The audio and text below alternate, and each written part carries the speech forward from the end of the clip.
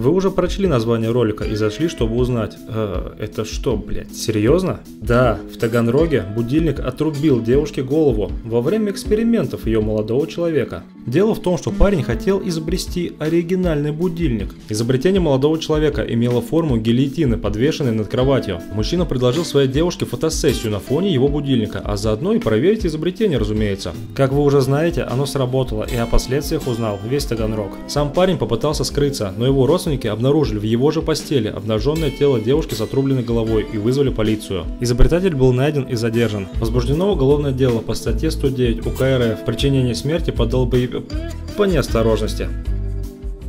Мы делаем видео каждый день. Подписывайся, чтобы не пропустить новые выпуски.